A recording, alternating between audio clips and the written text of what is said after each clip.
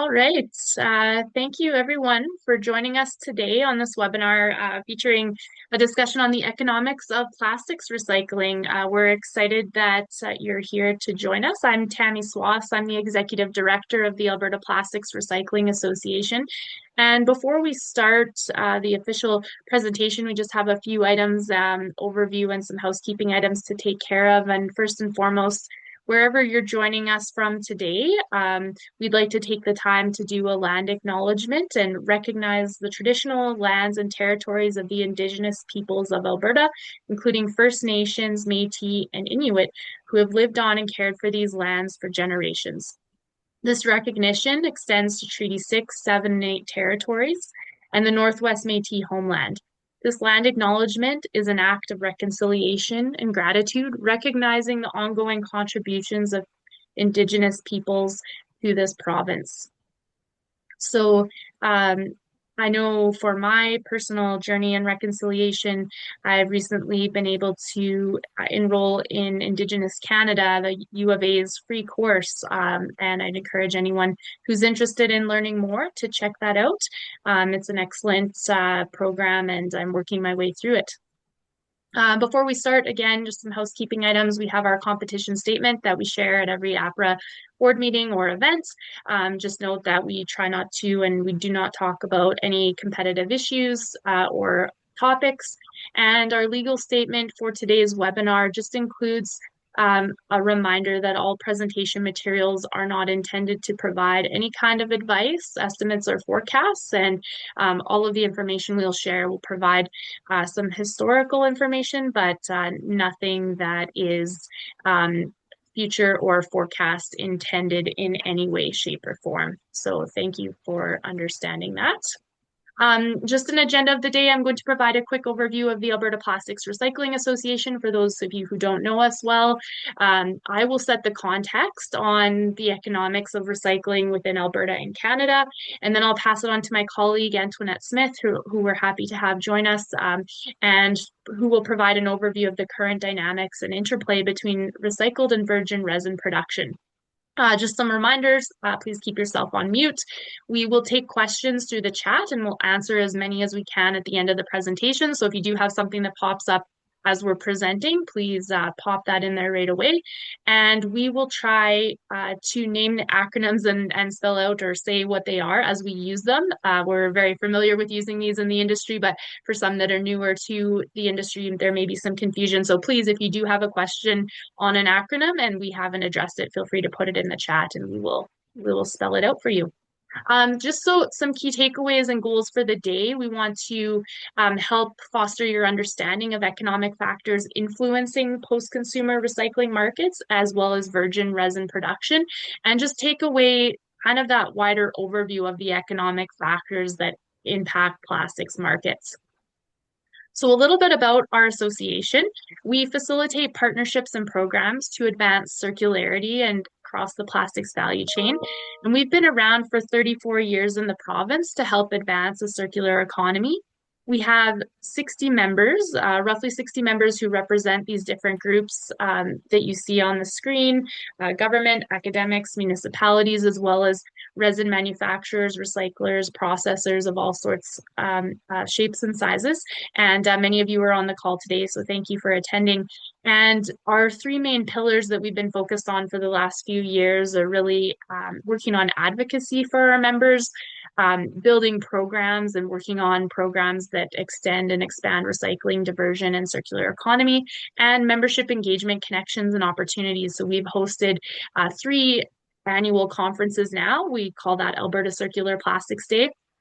And we're very excited to be hosting a 4th event, which will take place in early 2026 in Calgary. So stay tuned for that. And if you haven't heard of it or you're interested in checking it out, it's a great opportunity to connect with peers and colleagues on a one-day event that allows us really to come together, talk about key issues and opportunities to collaborate.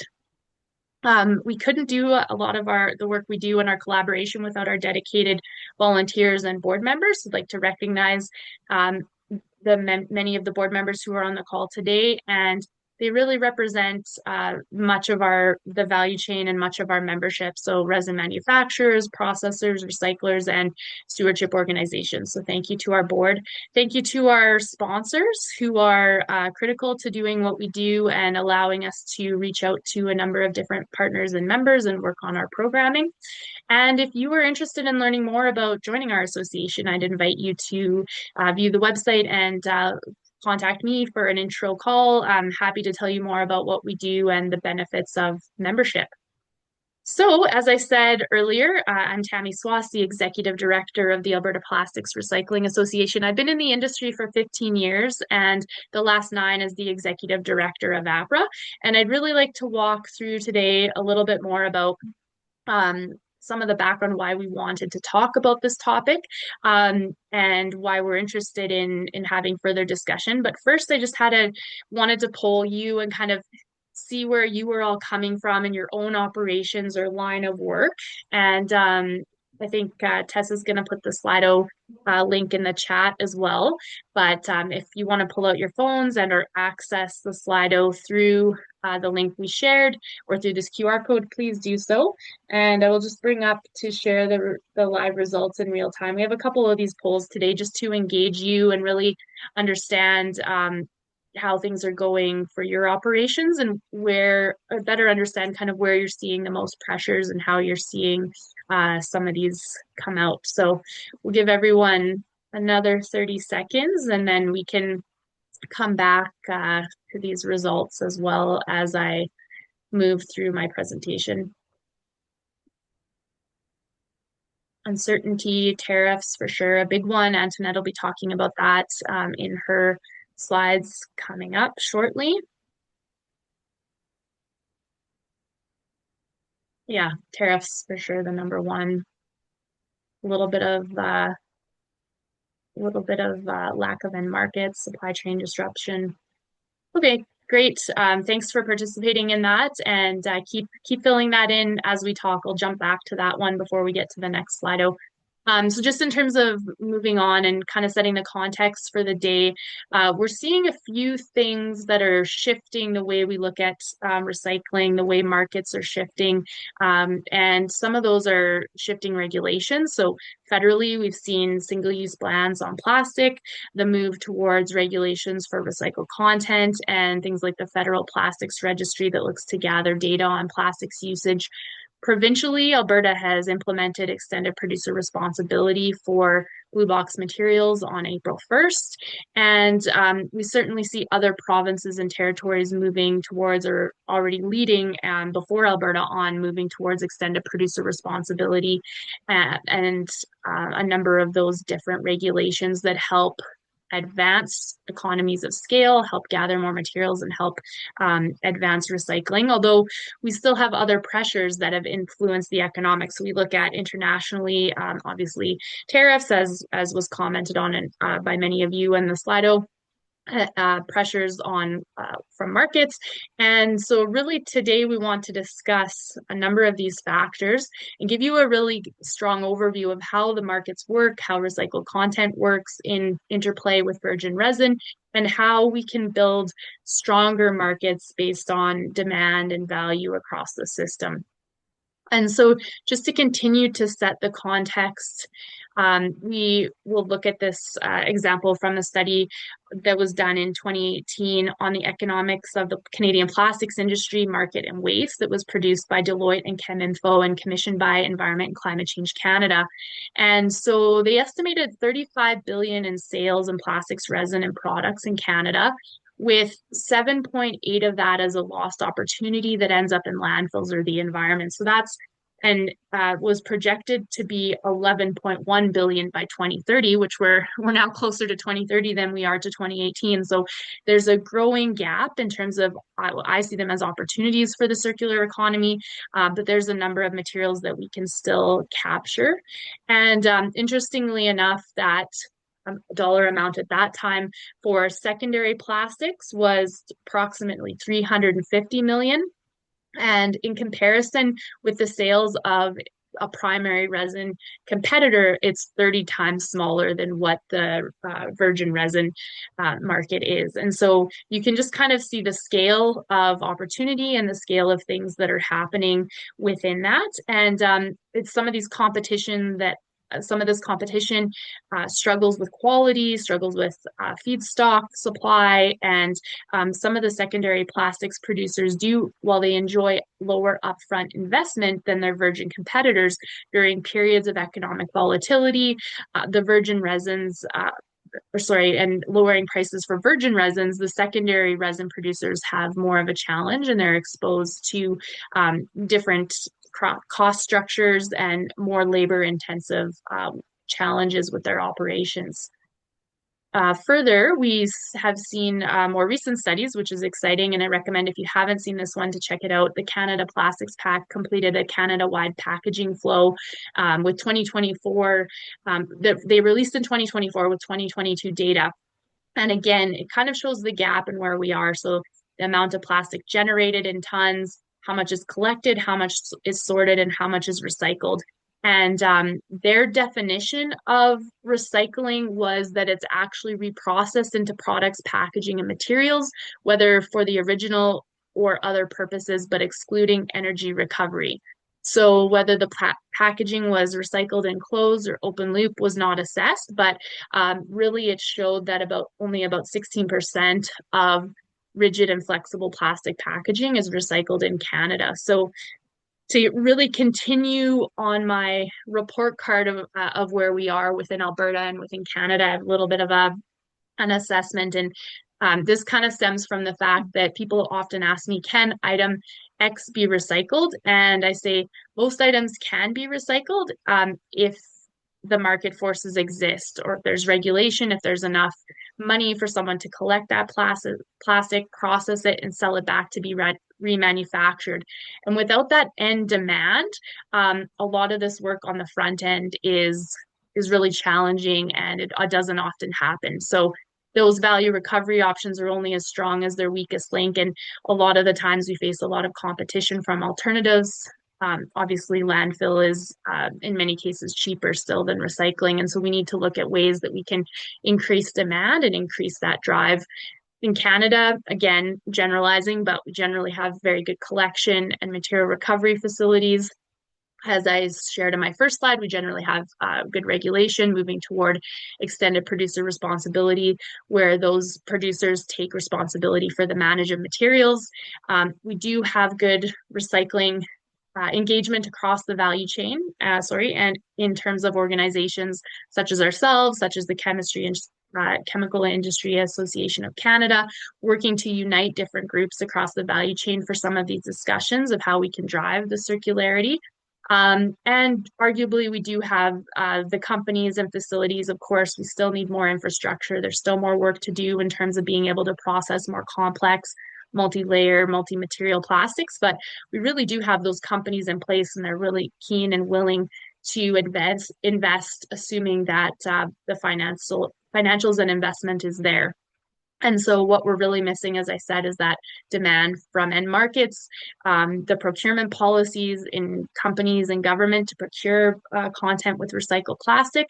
And without some of these, our recyclers are really going to struggle to be viable in these markets. And we really need to support and talk about how we can extend that. And that's really why we're here today, to talk about this and answer your questions. So our next question on the Slido is, how are you diversifying your end markets?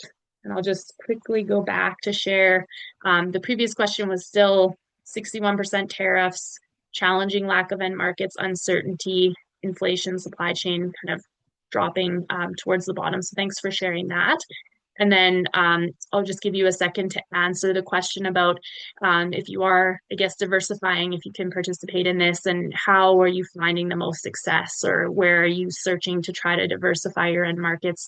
And again, some of you may not necessarily be in this space. You might not be marketing products or materials, but happy to have you participate as well if there's colleagues or businesses that you work with that are looking at different strategies and how they're managing these different opportunities and and challenges, I guess, more so than opportunities.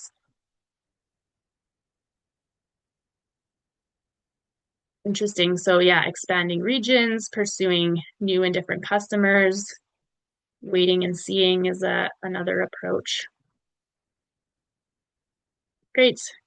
Feel free to continue to fill in these, and we can revisit again as we go through the presentation. I would now like to take the time to transition and introduce Antoinette Smith.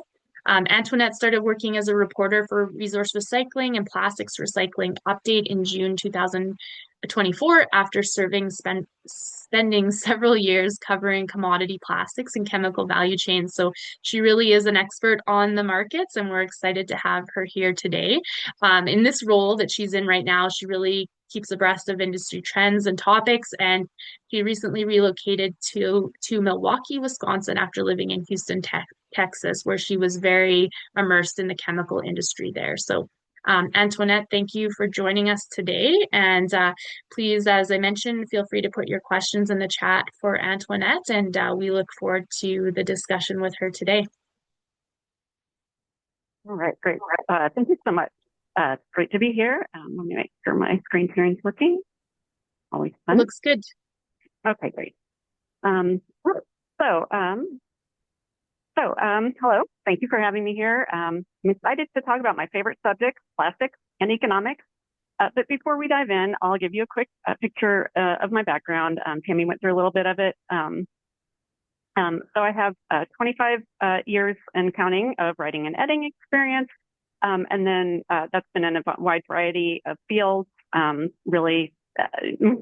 It's really benefited me in ways that I hadn't expected. And then I've had more than 10 years of experience in plastics, chemicals, and energy markets to really get a really robust kind of view of how everything interrelates. And then I have a specific interest kind of developed in the last 5 or so years of the economic drivers for the commodity markets. And we'll go through some of those as we proceed. So first, we'll start with prices, because that's usually what's top of mind for everyone. And then we'll go through the drivers for those prices, more specifically to each resin, and then kind of some general economic factors, and then kind of look at what to expect moving forward. So in May and looking into June, plastics prices have softened. Unfortunately, this is typically the time of year that they're going up, but they haven't. They've actually softened, and normally we don't see that until July, sometimes August, and that's it's really unusual. You see the gray bars on that graphic there. They indicate that the kind of run up in prices when buyers start to buy, usually in mid-March, sometimes as late as into April, but they stock up for the summer beverage bottling season. And that's an indication that they weren't doing as much of that, whether it was because of imports or because of uncertainty as far as pricing and consumer demand. It's hard to say. It could be any and all of those. And then also the trade volumes have dropped in both in that direction. So we'll go more into that as we proceed. So for PET, that's of course the biggest share of the market.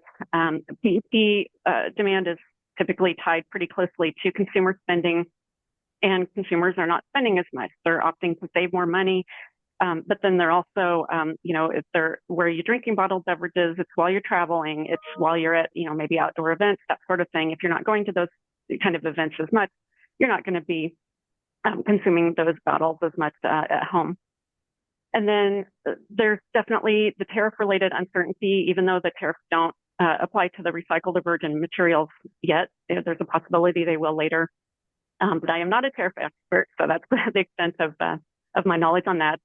So, the bail buyers and the end users, the brands, they're all being a lot more cautious. They're really watching their pennies and possibly, looking at more virgin resin to meet whatever bottling demand they have, because it's more reliable and they need some certainty. The imports continue to be an issue in the U.S. as well as in Canada. they rose by, I think it was about 12% on the year for PET resin, and that includes recycled and virgin resin since there's no differentiation between those in the HS codes. And then cooler, rainy weather will both, dampen the demand, so to speak, of, for the bottled beverages. If people aren't hot and sweaty, they're not necessarily drinking as much water, but also they're not going out to the events where they would be drinking it. And then that also can affect the supply as well, since if fewer beverages are being consumed, they're not being collected either. And then moving on to high density polyethylene or HDPE. That's the second biggest market. Natural color, you think milk jugs, basically a clear or almost clear HDPE. That would be the highest demand product or commodity, excuse me. And the major end uses in construction. And, construction really hasn't been very strong so far this year. But really, polyethylene in general has had a persistent oversupply of virgin material, and I'll get more into that, why that virgin material is causing so many problems. And then also, you saw a really quick and steep run up in the natural bales starting in about July of last year, and it just kind of abated in the last month or two. That was, I think, a lot of that had to do with Republic Services. They've started up a new polymer center in Indianapolis, where they're they're processing bales and stocking up inventory, and then they'll be starting up their resin plant, which will produce recycled polyethylene and polypropylene resin. So that really had a pretty big effect on the market, even while demand was usually natural color demand tends to be fairly stable throughout the year. So that was a little bit unusual, but also in contrast to that, about every other year, HDPE natural tends to kind of crash after running up like this. So we'll see if that trend continues. But it did get over $1 a pound for a bit, and that's very, very high pricing. Then HDPE color, its major use is drainage pipe, and it typically is much cheaper than natural because really the only color you can get out of it is black. So it tends to be favored for applications that aren't color dependent. And this year, with the lower spending and the uncertain outlook, there's not as much investment in agriculture infrastructure, the drainage pipes, that kind of thing, drain tiles. And then also HDPE color will be the bales when there's weak demand in the U.S. They'll be exported to Southeast Asia typically, where they'll be processed. And so right now, the demand for neither of those things is there. So both domestic demand and the uncertainty is really getting in the way of those exports. So that's kind of a double whammy on those. That secondary market is not really very strong this year. And as you can see, of course, the trade statistics are about 2 months behind. They just released the April ones, I believe it was earlier this week. And you can see that for the U.S., plastic scrap in general, that's all polymers. The exports fell by more than 10%. Imports fell by 25%. And it's kind of interesting. You'll see in the coming slides that there were some increases in that trade flow, and you can kind of see why when you consider that when it has a longer journey from, say, Asia or Europe, there's more risk for both the buyer and the seller. Both, it takes longer. And now with tariffs changing by the day, are the tariffs going to be imposed while that, the product is on the water still? There's no idea what's going to happen, or any number of things could happen to the material while it's on the water for 3 weeks. So yeah, you can see that's pretty significant drops there. And you can see the kind of the dependence on North America here. Canada and Mexico combined are well over half of U.S. Scrap trade flows, both in and out of the U.S. So obviously very important markets to the U.S. And then there's more scrap imported from Canada than all of the other countries outside of North America combined. So obviously, again, very important markets. It's really important to maintain those relationships for both parties. And then this is where it kind of gets interesting. So year to date, so that's January to April, the exports of plastic scrap rose by 2%. And you can see that other is a pretty broad category. It tends to be mostly polypropylene, but it can be, mixed bales, that sort of thing, like 3 to 7. But then polyethylene is the next biggest category. And it rose by 31% over the year. And but overall the volumes were fairly steady. And then you see the very small categories of polystyrene and PVC, and really no PET going to Canada as far as scrap this year so far, because really we there's more production here for rPET, and polyolefin production in Canada is stronger. But then the imports from Canada into the U.S. fell by the same amount. And then you do see the PET here, kind of an interesting, dynamic here. The total volumes were down, but then the PE scrap from Canada to the U.S. was lower, but then the PET scrap into the U.S. was higher. So kind of some shifting dynamics, and possibly making up for any, PET scrap that wasn't coming in from other countries that are outside of North America. And then here's where we start talking about virgin resin, or mostly virgin resin. As I said, the HTS code, or the HTS code, that's the harmonized tariff system.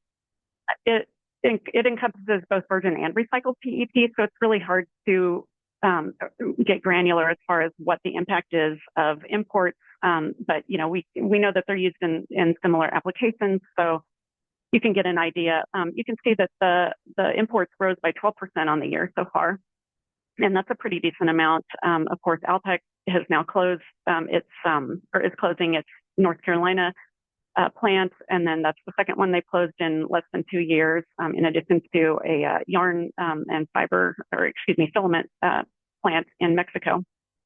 So, and they're the biggest PET producer, and we'll come back to them in a moment as well. But there's a global oversupply of virgin resin, and the deep steep rate has been relatively inexpensive. Those rates are starting to go up, but that combined with the oversupply, especially in China, has really made that attractive to import that material into the U.S.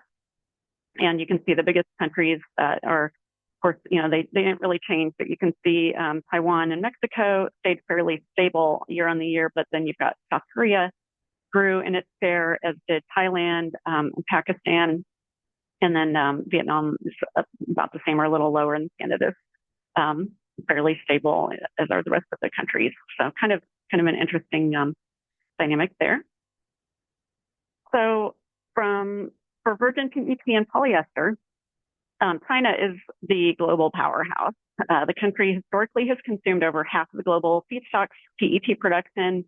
And in the past few years, they've invested enormous resources into making the country self-sufficient. The chemical industry there is heavily subsidized, and that can result in Chinese producers prioritizing market share over profits. And Chinese PET already is subject to anti-dumping duties in Mexico that were imposed in 2024. The U.S. has minor duties against Chinese PET of 6.5%. That's really not a lot of a deterrent, but the U.S. also is a net importer of PET, meaning that structurally the demand in the U.S. for PET is greater than the domestic production, so we have to import quite a bit to get there. And so as a net importer, the U.S. has to balance the need for resin with the impact that those cheap imports do to domestic production, and that can be pretty tricky.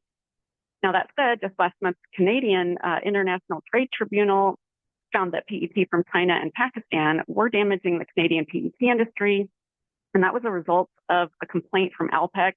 Again, like I mentioned they're a major producer, and they're the only Canadian PET producer.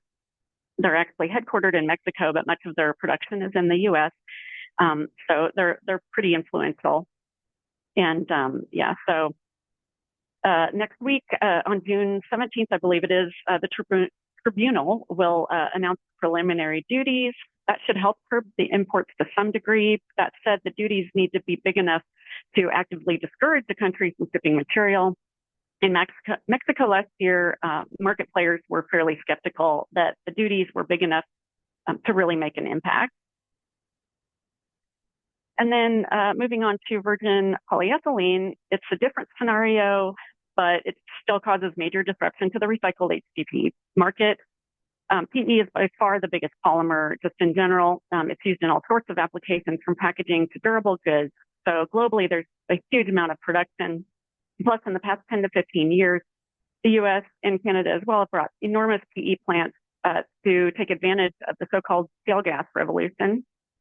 In North America, especially the US and Canada, ethane and other natural gas liquids, are known as NGLs, are plentiful, and they provide a much more economical means to make polyethylene.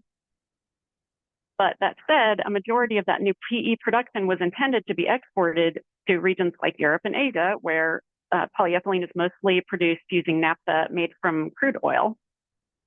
But with lower global demand for goods over the past 2 to 3 years, plus now volatility and uncertainty due to U.S. trade policy, the opportunities for export are reduced. And in addition, Brazil is investigating the U.S. for PE dumping, though that doesn't seem to have hurt exports there so far. It could have an impact if some anti-dumping duties get imposed. So the pressure to make money off of these expensive new plants leads them to run at rates of high 80s to low 90s%, which probably is higher than demand would warrant. And with lower demand, more of the domestic resin is hanging around in the U.S. Some of it's actually wide spec or off spec, meaning it's lower quality. And some of it's sold as wide spec when really it's prime material just to offload excessive inventory. But I can assure you that most people would not go on the record saying that. So it's hard to really track how much of that is out there. But I've heard as much as 10% of the volumes have been sold that way. So what's the solution? Gradually, the smaller and less efficient plants globally will be shut down, but that will take time. It's a lot of capacity that needs to be rationalized or shut down, nice word for that, to balance the global supply with demand, even though long-term polyethylene demand has a healthy growth trajectory. Now, looking at Canada, Nova, Dow, and Imperial Oil all have PE production, and that can help soften the tariff effects for them since they can export to Europe or obviously domestically. So freight rates obviously would be more expensive than domestic truck and rail to the many Midwestern converters and consumer brands like Procter & Gamble, who are based in Illinois, Ohio, Wisconsin, Michigan, basically my neck of the woods. Dow especially can be flexible on this front since as the largest PE producer, it has sites all over the world, including the Middle East, which makes shipments to China pretty simple. And I love their earnings calls because they're fairly transparent about, kind of what their strategy is. And they tend to not really mince words as far as things not looking great. And they are the biggest PE producer. So that's pretty influential stuff there. But the global dynamics are also affecting ethane-based PE producers in another way, in that oil prices globally are in the mid 60s per barrel, which is about 20% lower than a year ago. It's great to see lower gasoline prices with cheaper crude, but at a certain point, cheap oil is bad news for North American ethylene and PE producers. Looking ahead, the U.S. Energy Information Administration, they put out a short-term energy outlook and about I believe it's every month or 2 months, and they're forecasting that the Brent crude oil benchmark will fall to an average of $61 a barrel by the end of this year and an average of $59 a barrel in 2026. And I know that much has been made of, $50 a barrel oil. That's not great for chemical producers necessarily because that's their competition and they kind of bank on having higher oil prices and lower ethane prices. So that could cause some issues for them, even if gasoline does get cheaper for us. And so moving on to the kind of economic indicators with respect to each polymer. As I mentioned earlier, consumer spending has slowed, but also consumer confidence is down significantly from the beginning of the year, despite increasing a bit in May. Also really important to note is that CEO confidence is at its lowest point since the fourth quarter of 2022.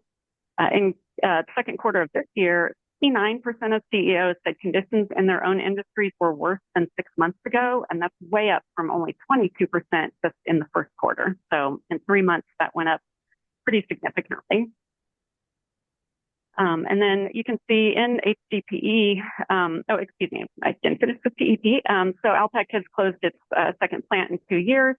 That did include some rPET production. There's a plant from ClearPath, which is a joint venture between them and Shaw Industries, where they do process bales, but those volumes will likely be shipped to other locations. As far as I know, it's continuing to stay open. And then for HDPE, again, biggest use is in construction. And you can see that the April housing starts were down a little bit on the year. And building permits are a great indicator of demand looking about 6 months out, since that's about the time it takes between permitting and within that time will be where they start it. And then home builder confidence is at 34 in May. A level of 50 indicates neutral, and so above 50 is optimism, and below 50 is pessimism. So it's clear that they're getting even more pessimistic. And the main reason that they cited was higher materials costs, and that's understandable, and that certainly has had an effect with the tariff situation and the uncertainty. Mortgage rates are still high. That discourages home buying and remodeling activity. And then the virgin PE exports are being affected by the chaos in tariffs, even if they're not actually being tariffed. They, the uncertainty related to that, as well as the lower demand or maybe tariffs on the products that they're being used in, can be in effect. So that's those are definitely big factors. And then kind of on a a wider view, looking at the overall economy, if you look at container shipments from China to the U.S., in May, they were down by almost a third. The West Coast ports, of course, are the most convenient for Asian shipments. Just even looking at a map will tell you that. Los Angeles, Long Beach, and then Tacoma, Washington. Then the Canadian April imports from the U.S. are down by 6% on the year, and the exports to the U.S. are down by 14%. And then today, we heard the U.S. and China had reached a trade agreement, which did have some optimism globally, but the past few months have shown us that what's true one day may not be the case a day or a week or a month in the future. So by no means is anyone really resting easy. I think it just allows for a little bit of a breather. And then in logistics, nearly 3/4 of Canadian truckers said in April that they had canceled or paused shipments heading to the U.S. And through late May, Canadian rail car volumes are down slightly from 2024. There's still a threat of a Canadian rail strike, which can really cause, some tangles, especially with more shipments staying within Canada and needing to cross very long distances, but still to be economical. Of course, Canada isn't, as you obviously know, it's very sparsely populated. There's a lot of beautiful open space that can take a while to cross.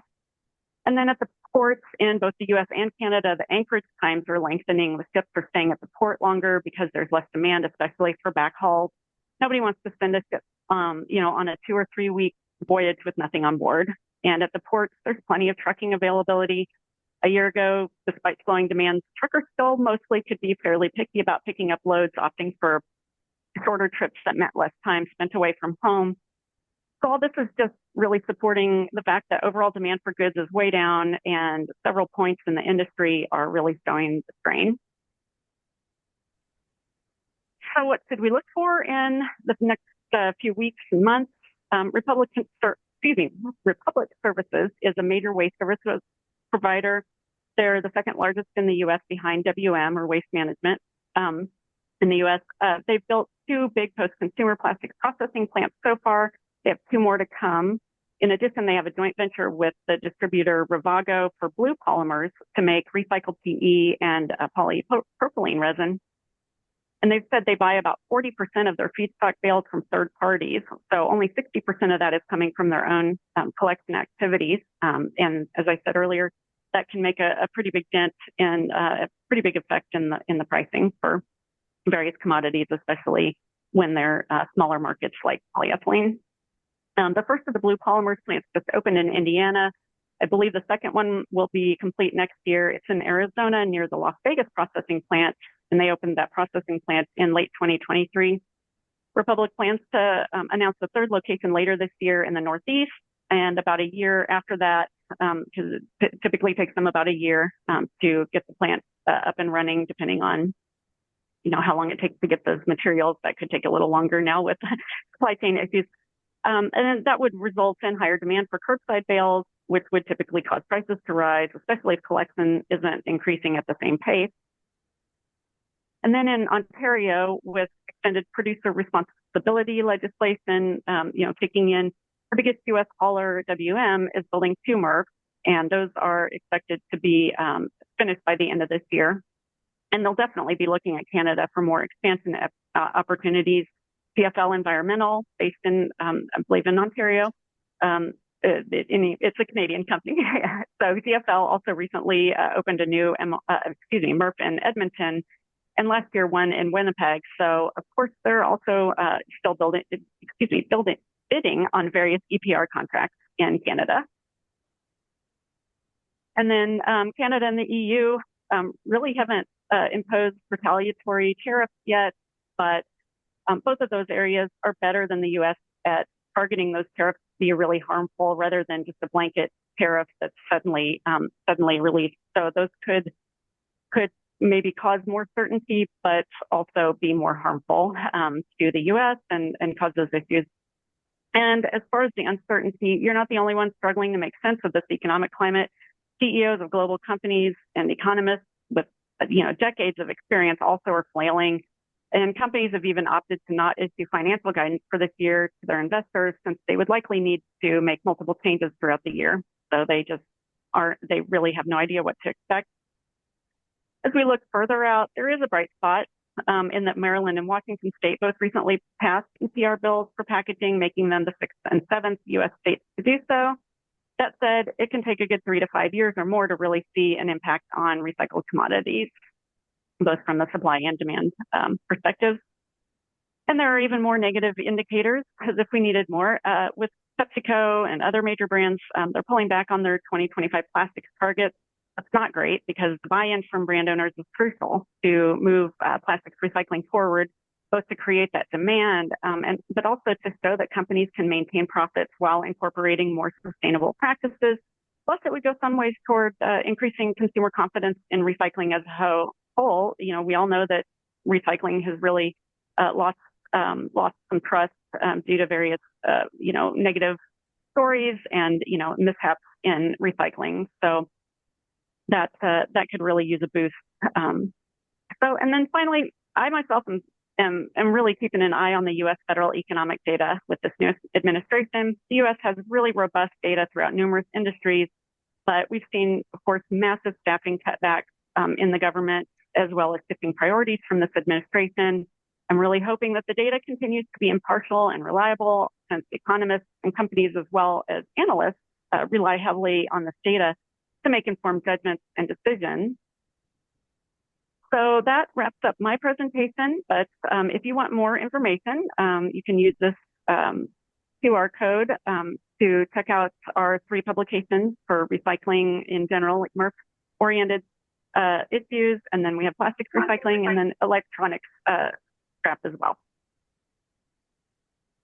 Thank you, Antoinette. That was really valuable. A lot of information covered in a short period of time, and we appreciate all your insights and information that you shared.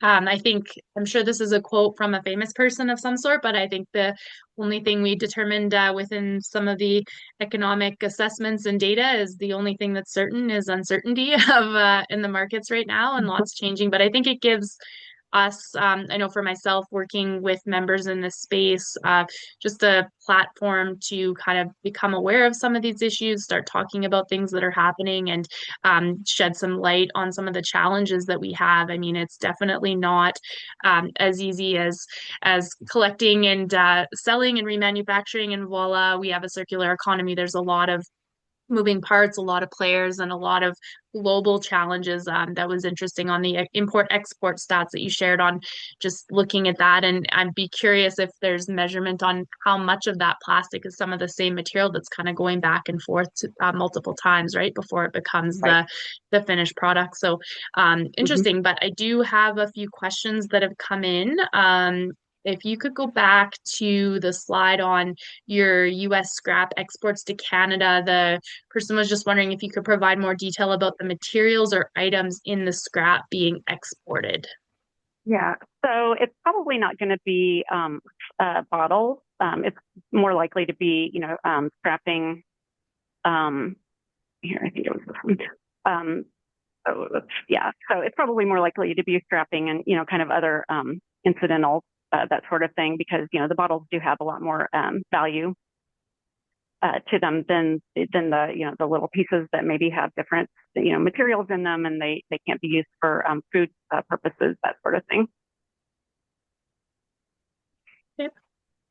And then another question was just on, could you provide more information about how low oil prices cause issues for plastic producers? So again, it really has everything to do with the ethane advantage, as it's historically been called, and hopefully will continue to be that. Of course, Canada and the U.S. both have benefited from that. But the oil prices in China, especially, where that's going to be where the vast majority of plastics really are made, and the end uses are there, the polymers are there, that sort of thing. They really are heavily dependent on naphtha, which and then they make ethylene from that. And they can use a variety of sources there. Crude oil would be the main one, but there are also ways to make it from coal and methanol and some other materials. But really, crude oil would be the main one. And they're going to be prioritizing the whatever feedstock is the most profitable and running the plants that use those materials more. So that would increase their production, in Asia rather than using the U.S. product, which would probably be a little more expensive or about the same, but then factoring in maybe higher freight rates and that sort of thing. Okay. Thanks for that. And if there's any follow-up questions from Antoinette's answers, again, please put your questions into the chat. We'll be taking them from the chat. Just to clarify, I think maybe this question was sort of answered throughout the rest of your presentation, Antoinette, but some of your economic indicators were mainly US data, correct, in terms of the information on housing stats and things like that? Right. Was the question why that was? No, just to Oh, okay. clarify, if it Oh, was yes, yes. Sorry. representing US. Yeah, sorry. Right. Yes, those are U.S. Yeah.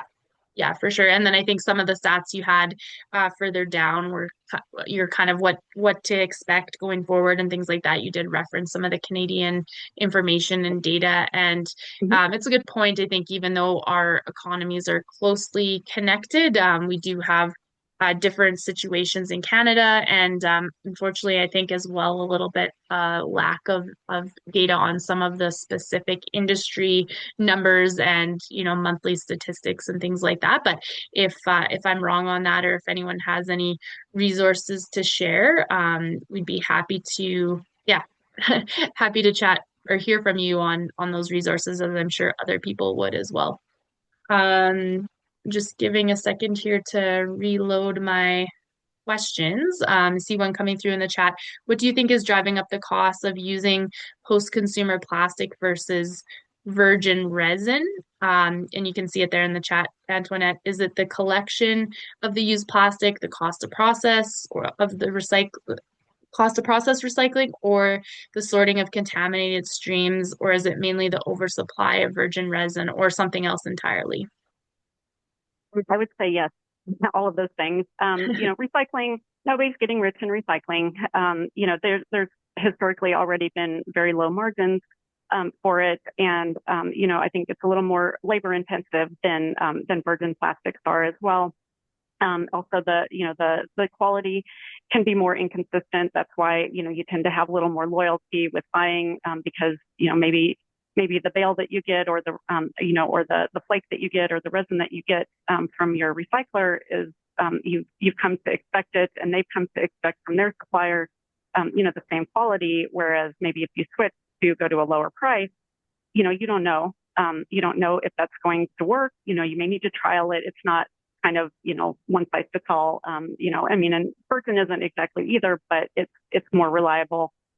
And sometimes the virgin rPET even can be a little better quality. I've kind of heard mixed reviews on that, just because, in Asia they rely on the informal sorting networks, and it's not, like our MRF where, machines are doing it. Literally, people are hand picking, so that, as problematic as that can be, it does lead to a better recycling rate, but also a higher quality bale. So those are pretty good. It's good quality coming in as well. Of course, in the U.S., we have labor costs are higher, it's just, there's really not a lot of wiggle room when you've got these fixed costs, and then, these the imports are coming in from countries that have subsidies. So it's really tough. And then, of course, the end users in the end, they're looking out for their bottom lines, and they want to use whatever they can that's cheap. And if that's virgin resin, and unless they're really, really committed to having a certain percentage of their recycled material, or excuse me, of their content to be recycled plastics, it's a tough sell to say, yeah, it's much more expensive, especially for like a polyethylene. Thanks, Antoinette. And yeah, that's what we're hearing through some of our members as well, is just the reluctance from some manufacturers to switch when they have a consistent product. They have consistent inputs. They're managing their costs and things like that. So and that's where I think, while most companies don't like regulation, certainly some regulations such as recycled content mandates, if they're made in an even, balanced, thought out approach from a time, implementation, testing, all of those things, approach, I think it enables a balanced playing field, and some opportunities for some recycled content demand to be driven, or to drive demand, and get some of that back into the system. So our extended producer responsibility systems are great in terms of driving collection, but I think the next step is really that driving the buyback of those materials and incorporation back into recycled materials, and back into recycled use as well. And that's where Canada definitely has an advantage, both in that there are only 10 provinces rather than 50, and to even if everybody has a little bit different rules, there's not as many to manage. It still can cause its own issues, but and then also I think there's more of a willingness to and maybe a little bit more trust of the government than in the U.S. The U.S. obviously has a pretty libertarian streak of so that can make the fragmented landscape even more complicated. For sure. Another question that just came in: is there end market producer for color HDPE, the one you mentioned? Sorry, not quite sure. Shalini, if you could Yeah. just reword it. Is there an end market buyer for color HDPE? I'm not sure if we're mentioning anyone specifically, if that's the Right. question. Yeah. Well, and I can tell you in the U.S. at least, the biggest buyers would be KW Plastics, as well as Advanced Drainage Systems, which unsurprisingly they make drainage systems, and they're the biggest color buyers. And then KW makes like some paint barrels, or excuse me, buckets, and that sort of thing, as well as sell resin. And so those are the biggest ones. And then Envision also buys the bales, color bales. And sometimes, like right now, when the bales are in a position of being in the mid single digits per pound, that can make transporting them long distances very unattractive, since you obviously want to make money on that. So it's pretty difficult when it's maybe 5 cents a pound for you might just hold on to it until the market gets better. Thanks for that. And I think we have time for a couple more questions. So we'll just invite anyone, if you did have a burning question, please put it in now, and we'll wrap up right around 1 o'clock. A question from Jewel: are you watching the UN Treaty on Plastics Pollution? And do you think they're mandating the use of post-consumer plastic will help?